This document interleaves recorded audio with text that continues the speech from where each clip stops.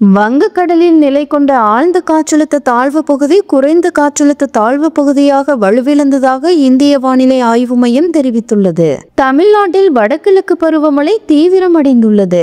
கடந்த 16ஆம் தேதி பருவமழை தொடங்கியதில் இருந்து தமிழகத்தில் பரவலாக கனமழை பெய்து வருகிறது. தென்மேற்கு வங்கக்கடல் பகுதியில் உருவான ஆழ்ந்த காற்றழுத்த தாழ்வு பகுதி ஆரம்பத்தில் காற்றழுத்த தாழ்வு மண்டலமாக வலுப்பெறும் என்று கணிக்கப்பட்டது.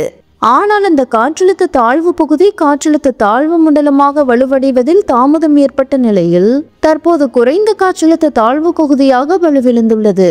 வட உள் தமிழ்நாடு மற்றும் அதனையொட்டிய கர்நாடக பகுதிகளில் நிலவிய ஆழ்ந்த காற்றழுத்த தாழ்வு பகுதி வலுவிழந்தது என்றும் அடுத்த 24 மணி நேரத்தில் காற்றழுத்த தாழ்வு பகுதி மேற்கு வடமேற்கு திசையில் நகர்ந்து காற்றழுத்த தாழ்வு பகுதி தெற்கு உள் கர்நாடக பகுதிகளை கடந்து சென்று மேலும் வலுவிழக்கக்கூடும் என்று வானிலை ஆய்வு மையம் தெரிவித்துள்ளது.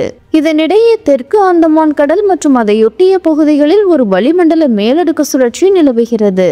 தென்கிழக்கு அரபிக்கடலில் உருவான காற்றழுத்த தாழ்வு பகுதி நேற்று காலை நிலவரப்படி காற்றழுத்த தாழ்வு மண்டலமாக வலுவடைந்து அதே பகுதியில் நிலவுகிறது. மேலும் சென்னை, செங்கல்பட்டு, காஞ்சிபுரம், திருவள்ளூர், ராணிப்பேட்டை மாவட்டங்களில் இன்று கனமழை பெய்யக்கூடும் என்றும் செங்கல்பட்டு, விழுப்புரம், கடலூர், புதுச்சேரியில் ஓரிரு இடங்களில் நாளை கனமழை பெய்ய வாய்ப்புள்ளது என்று வானிலை ஆய்வு மையம் தெரிவித்துள்ளது.